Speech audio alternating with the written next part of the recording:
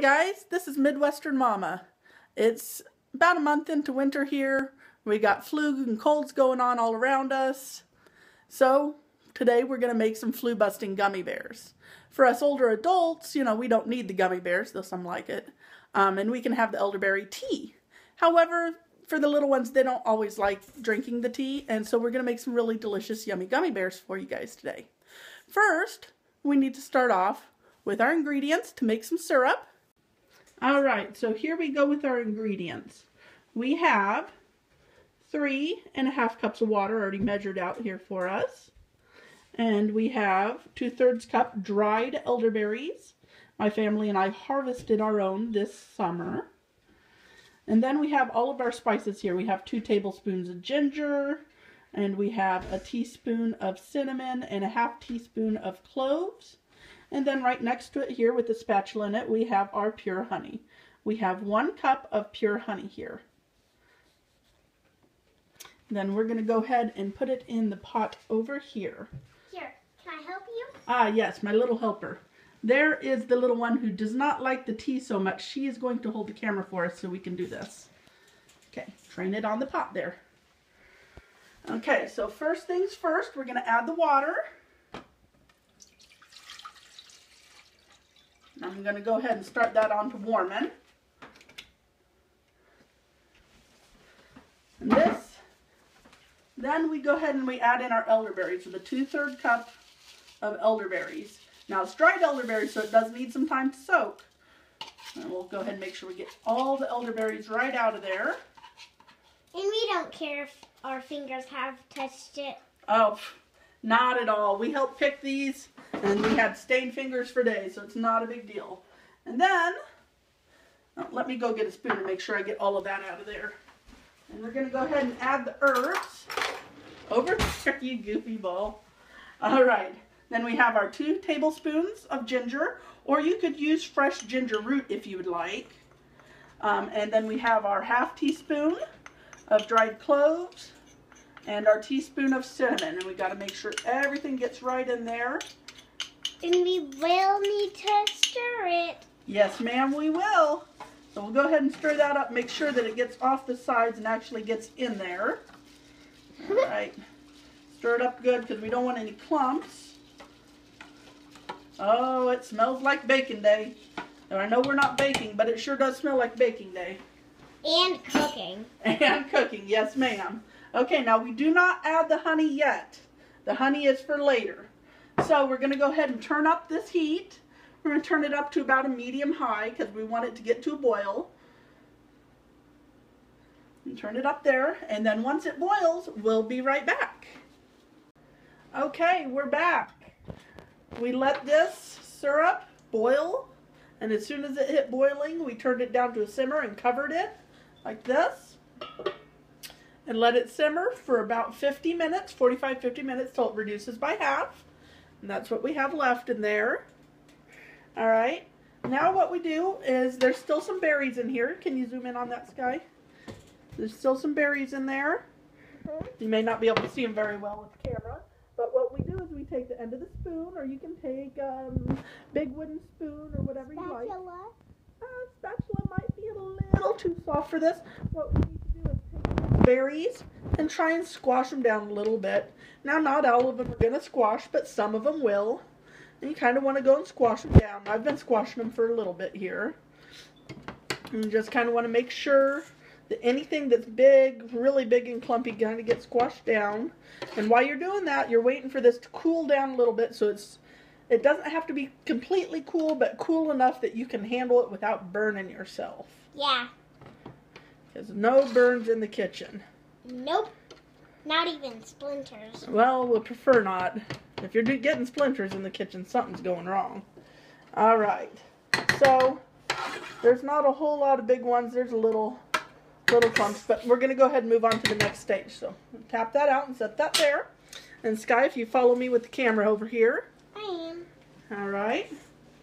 So then we're going to, actually, you know what? I'll bring it over here because I think we have better lighting over here. And this one right here is not hot, so we didn't cook on that one. So, I have my strainer set up. You're funny, Mom.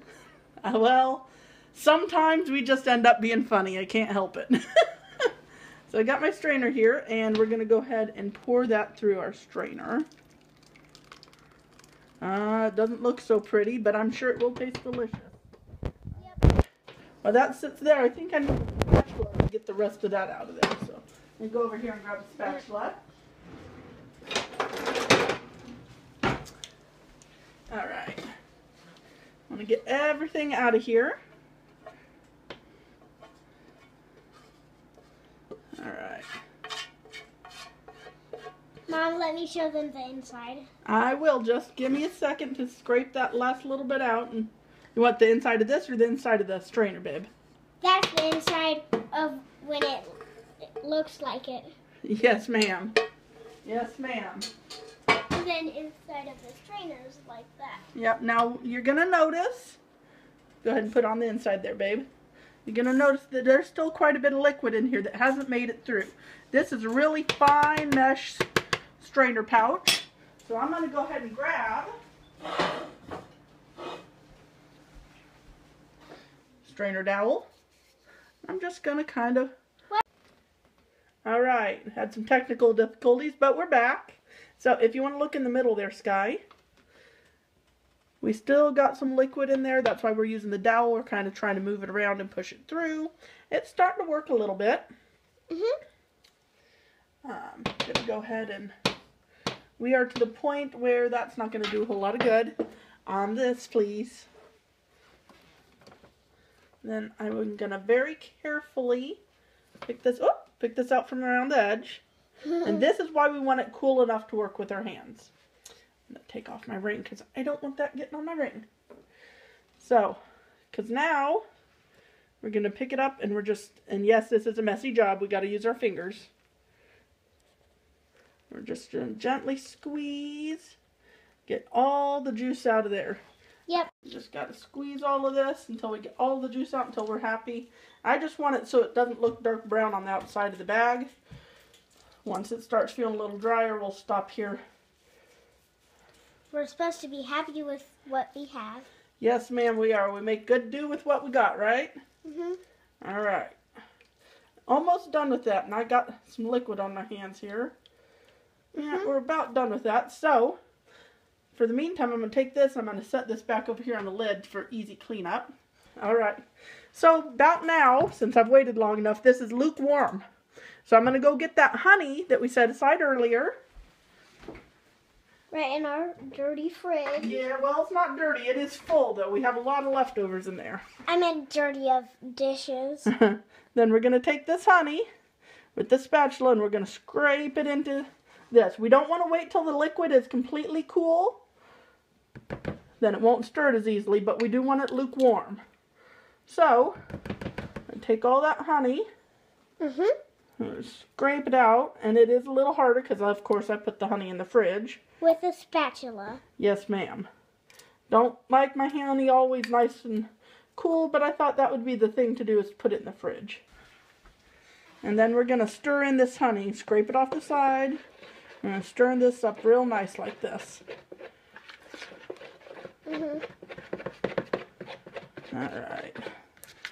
And make sure we scrape all the honey off the sides that we can, and scrape it all in together. Usually this is the job I would let my daughter do, but she decided she wanted to be a camera lady today. So, camera lady she's gonna be. You just make sure you stir until you don't feel that thick honey pull. So I'm just gonna put a lid on this and let it sit for a little bit while I get everything else ready. And then when I'm done, any leftovers I have, I'll put it into a storing jar. And the jars are over there. Yes, ma'am. All right, see you in a bit.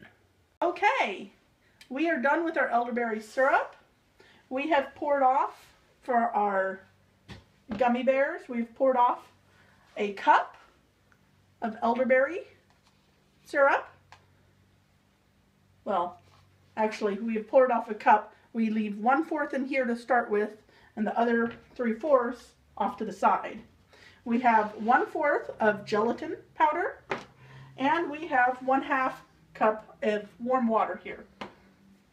And so, as I said, we're going to start with 1/4 cup, elderberry syrup that we just made, and we're going to add in all of the 1/4 cup of gelatin powder. And we want to do this quickly, and we want to whisk it together. Just make sure it's all mixed up together, and do it as quickly as we can. That way we keep it from clumping or settling too much. See, that gets nice and thick. All right. And then what we want to do, if I remember correctly, yes, then we want to add the 1/2 cup of warm water. We do not want it boiling. Not boiling water, but warmed hot water. So we add that in. I'll turn off my burner here. And then we want to also whisk that in as quickly as you can. Now it's a little harder to whisk in because it's thick and chunky, the original. But as we mix it in, it will start to get a little smoother. You want to mix it in until it is smooth. So no lumps, no chunks or anything. We want to do this before it cools down, so we want to do this fairly quickly. Get all the chunks out. Scrape it. I like to use a whisk. Some people might like to use a spoon, but I find a whisk uses much better for me here.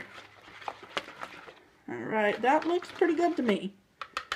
Alright, and then once we're done with that, I'm going to check my recipe because I'm not an expert yet. Let's see, then we have to add in the remaining of the syrup. That's what I thought. There's the reserve, the 3/4 cup that we've reserved. Pour that in.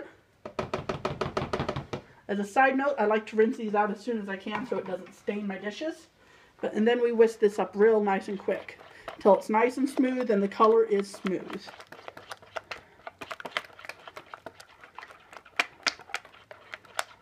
I'm going to put this over here so I can get a better whisk at it. It does kind of look like chocolate. That whisper, if you could hear it, is my eldest, and he is playing cameraman for me at the moment. Alright, that looks pretty good. I'm going to take that whisk along with this, and I'm going to dump it in the sink, and no, you don't have to follow me to my dirty sink. Show a picture of Cody on it. Okay, so then what we do is we took 1 tablespoon, we've already done this, we've pre-set it up, take 1 tablespoon of coconut oil, melted, and we brushed it into the trays. I don't know if you guys can see the sheen on the trays. We've just brushed it into each one of those little gummy bear slots. And then what we're going to do is we're going to take this dropper, and this comes the messy part. We're going to take this dropper, and we're going to fill up each one of these little gummy bears. We'll do this as quickly as we possibly can, but try and be as little messy as possible as well. Can I help, Mom? You can help next time. If I had more than 1 dropper, we could get people doing this a lot quicker, but unfortunately, I only have the 1 dropper. Alright, so we went ahead and put them in their containers. Now, I did switch and put them in a baking dish, which is completely fine. If you don't have molds, you can use a baking dish, but it was starting to thicken up a little bit on me because I wasn't getting them into the containers fast enough. So I went ahead and put them in a baking dish so they can go ahead and cool. What you do after that is you go ahead and put them in the fridge for about 2 hours until they're completely cool. I'm going to go ahead and stick, yeah, I know we have a lot of leftovers in our fridge and it's kind of messy, so I apologize for the mess, but put them in the fridge very carefully for 2 hours. Alright, and then when they are done being in the fridge, what we'll do is we'll go ahead and pop out the gummy bears from the gummy bear mold, and we'll take a knife and we will slice the ones in the cake mold and take them out in like little squares or rectangles or whatever shape you want. And then we will layer them in jars or in a container, and we'll put 1 layer down, and then you put a piece of parchment paper to separate the next layer, and then you put another layer down and put a piece of parchment paper there until you get to however many you're done with, and seal the jar up tight. I like to keep mine in the fridge because they last longer, but if you want to keep them in your cabinet, you can. They last about a week. In the fridge, I think they'd last a little bit more than a week, but they usually don't go that long for us because, well, we use them. So I hope you enjoyed. Question, comment below. See you next time.